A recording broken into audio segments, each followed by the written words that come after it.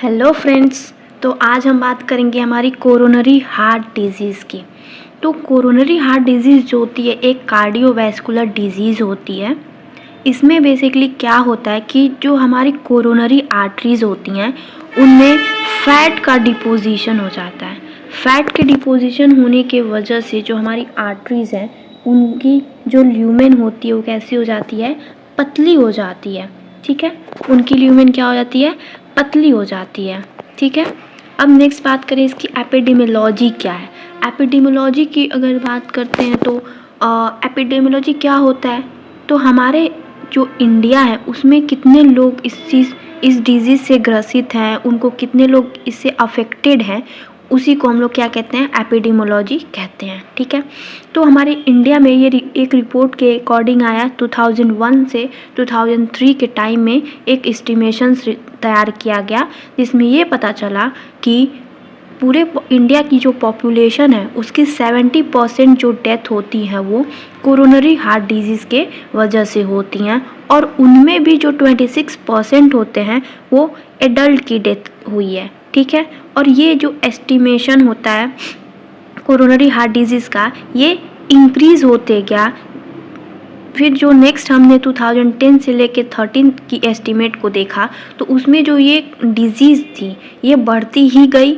23% जो पहले 17% थी वो अब 23% टोटल डेथ हो गई, और जो 26% एडल्ट की डेथ पहले 2001 और 1 से लेके 3 के बीच थी वो 32% तक बढ़ती चली गई। ठीक है, अब नेक्स्ट आते हैं इसके कुछ रिस्क फैक्टर्स होते हैं। रिस्क फैक्टर्स में क्या क्या चीज़ें हैं, किस किस वजह से हमें कोरोनरी हार्ट डिजीज़ होती हैं। तो इसमें सबसे पहला क्या बोले हम लोग, टोबैको यूज़। पहला टोबैको यूज़ हो गया। अगर आप बहुत ज़्यादा अमाउंट में टोबैको का यूज़ करते हो तो उससे क्या होती है, जो हमारी ब्लड सप्लाई होती है, जब भी हम लोग टोबैको यूज़ करते हैं या फिर स्मोकिंग करते हैं तो क्या हमारे ब्लड के थ्रू ये जो पर्टिकुलेट होते हैं वो हमारे हार्ट तक जाती हैं और इस तरीके से हमारे हार्ट को अफेक्ट करती हैं। ठीक है, अगर किसी को हाई ब्लड कोलेस्टेरॉल है या डायबिटीज़ है या फिर हाई ब्लड प्रेशर है तो ऐसे पेशेंट में भी कोरोनरी हार्ट डिजीज़ होने के चांसेस ज़्यादा होते हैं। ओबेसिटी भी एक ऐसा ही मेजर कॉज है। स्ट्रेस हो गया, ज़्यादा स्ट्रेस लेते हैं हम तो क्या होता है कि हमारा ब्लड प्रेशर बढ़ता है। ब्लड प्रेशर बढ़ेगा तो हमारे हार्ट पे इफ़ेक्ट पड़ेगा ही, उस पर टेंशन्स क्रिएट होंगे ही होंगे। इसके वजह से भी हो सकता है। ओल्ड एज में सबसे ज़्यादा ये चीज़ देखने को क्यों मिलती है, वो इसलिए मिलती है क्योंकि ओल्ड एज में लोगों को आपने देखा होगा कि ओल्ड एज में लोगों को ज़्यादा डायबिटीज़ होने के चांसेस होते हैं, ब्लड प्रेशर होने के ज़्यादा चांसेस होने लगते हैं। ठीक, नेक्स्ट हम आते हैं फैमिली हिस्ट्री की बात करते हैं। तो अगर किसी भी पर्सन की फैमिली हिस्ट्री में किसी को पहले हार्ट से रिलेटेड डिजीज़ हुई हैं तो उनमें भी होने के चांसेस बढ़ जाते हैं। नेक्स्ट हम पैथोफिजियोलॉजी की बात करते हैं कि बेसिकली होता कैसे है। तो जब भी किसी पर्सन में सपोज़ उसका ब्लड प्रेशर हाई हो गया या फिर कोलेस्ट्रॉल लेवल ज़्यादा है तो उसमें क्या होता है कि जो आर्टरीज़ की एंडोथीलियल लेयर होती हैं वहाँ पे फैट का डिपोजिशन होना स्टार्ट हो जाता है, और वो फैट का डिपोजिशन होते होते वो एक फैटी स्ट्रीट बना लेता है जिससे, और ये जो फैटी स्ट्रीट होता है वो एक जो हमारी आर्टरीज़ होती है उसके जो वॉल्स होती हैं, इनर वॉल्स, वहाँ पे क्या होती है एक लेयर की तरह बना देता है जिसको हम लोग फैटी स्ट्रीट कह रहे हैं।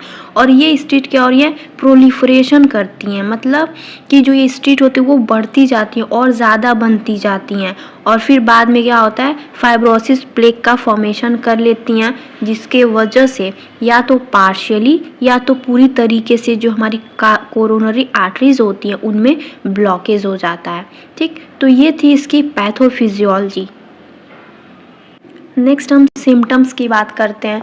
तो सिम्टम्स में आपको अगर डिज़ीज़ का कॉज पता है कि क्या क्या कॉज है जिसके वजह से ये हमें हो रहा है तो आप सिम्टम्स को ईज़िली पता कर सकते हो कि किसी भी डिज़ीज़ कंडीशन में क्या सिम्टम्स हो सकते हैं।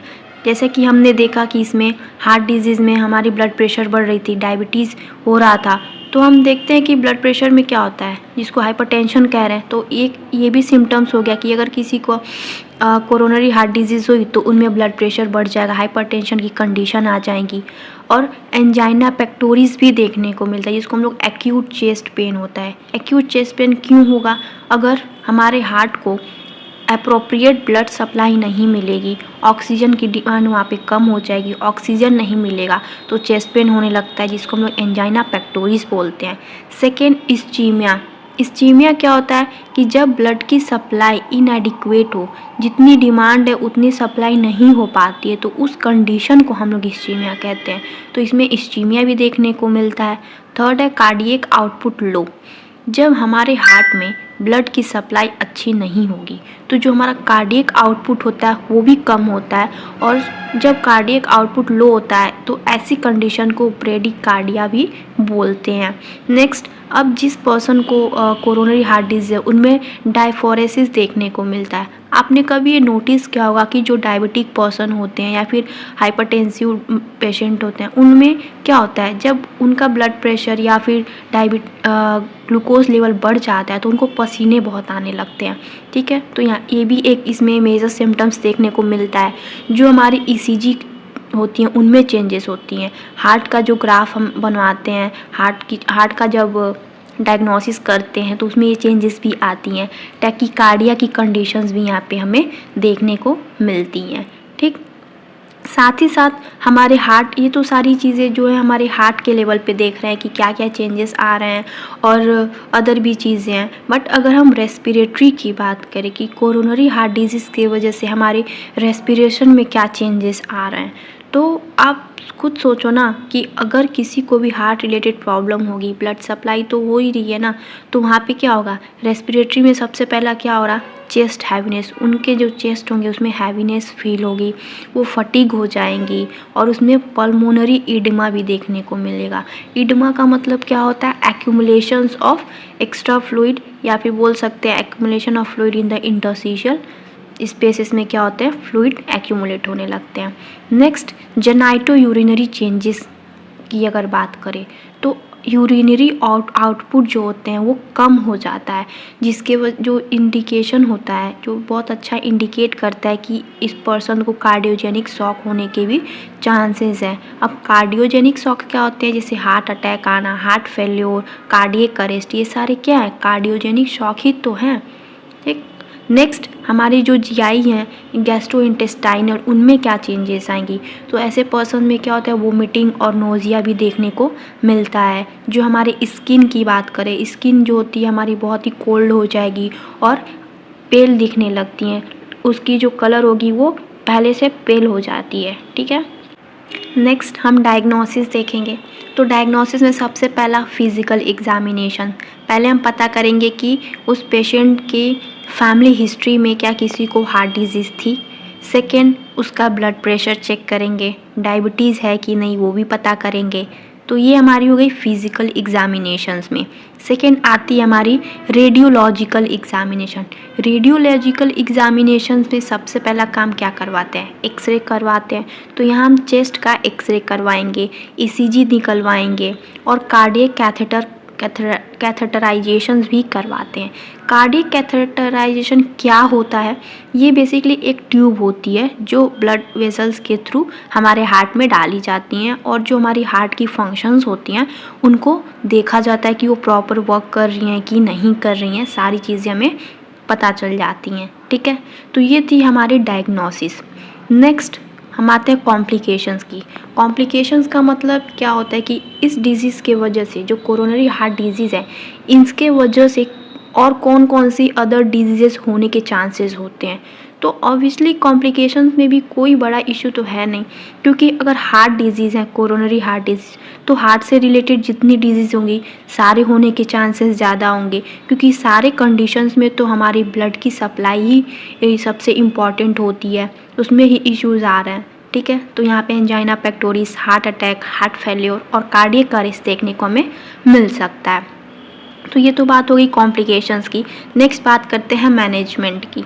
मैनेजमेंट मतलब कि क्या है, मैनेजमेंट का मतलब होता है ट्रीटमेंट। अब इसको ट्रीट कैसे करेंगे, तो किसी भी पेशेंट को अगर ऐसी डिजीज़ हैं तो उनको सबसे पहले क्या बोलेंगे, प्रिवेंशन मेथड यूज़ करते हैं। उनमें क्या होगा, पहले उनको बोलेंगे कि आप अगर स्मोकिंग करते हो, टोबैको का यूज़ करते हो तो आप अब से नहीं करोगे, ठीक है। ब्लड प्रेशर, डायबिटीज़, ये सारी चीज़ों को मेंटेन करना, लो फैट कंटेंट वाले फूड लेना और अपने वेट को, अपने ओबिसिटी को भी कम करना है, वज़न को कम करना चाहिए, जिससे क्या होगा कि उनमें जो ये चांसेस होते हैं, ये कंडीशंस अगर हैं तो सीवियरिटी की कंडीशंस नहीं आती हैं, वो मैनेज होता है और धीरे धीरे वो सही भी हो जाता है, ठीक है। Second, medical management. Medical management में क्या दे सकते हैं, वैसोडाइलेटर्स देंगे, जिससे क्या होगी, जो हमारी आर्टरीज़ है वो डायलेटेड रहेंगी तो ब्लड की सप्लाई अच्छी होगी, ठीक है। बीटा ब्लॉकर्स देंगे ब्लड प्रेशर को कम करने के लिए। प्रोपेनॉल, बीटा ब्लॉकर्स जो होती है ना, वो हार्ट को हेल्प करती हैं, जिससे उस हार्ट पे ज़्यादा वर्क लोड ना हो, ठीक है। प्रोपेनॉल दे सकते हैं 20 to 40 mg। Calcium channel blockers देते हैं, ठीक है, जिससे ब्लड की सप्लाई अच्छे से हो पाए। एंटी हाइपरटेंसिव सप्लीमेंट देखते हैं ब्लड प्रेशर को कम करने के लिए। एंटी कोगुलेंट्स भी देते हैं, जिससे क्या हो कि ब्लड क्लॉट होने के चांसेस कम हो। और यहाँ पे डायबिटीज़ के लिए भी सप्लीमेंट्स हम लोग देते हैं, जिससे वो मेंटेन हो सके। थर्ड, सर्जिकल मैनेजमेंट में देखें तो सर्जिकल मैनेजमेंट में हम लोग क्या करवाते हैं, कैब्ज करवाते हैं, CABG, coronary artery bypass graft. इसमें क्या होता है कि जो ब्लड डाइवर्ट किया जाता है ब्लड को अराउंड नैरो और clogged part of artery to improve blood flow. मतलब जो ब्लड का जो हमारा आर्टरीज़ का पार्ट नैरोइंग हो गई है, उससे हम लोग क्या करते हैं, जो ब्लड की सप्लाई होती है उसको डाइवर्ट कर देते हैं, जिससे प्रॉपर एक अच्छा ब्लड फ्लो हो सके और इससे हम जल्द से जल्द इरेडिकेट कर सकें, ठीक है। तो ये थी हमारी कोरोनरी आर्टरी डिजीज़। तो आपको अगर कोई भी इशू है, कोई भी चीज़ आपको समझ नहीं आई हो तो प्लीज़ आप कमेंट में बता सकते हैं, ठीक है। और अगर आपको लेक्चर पसंद आया हो तो please like, subscribe and comment करें, ठीक है। Thank you so much.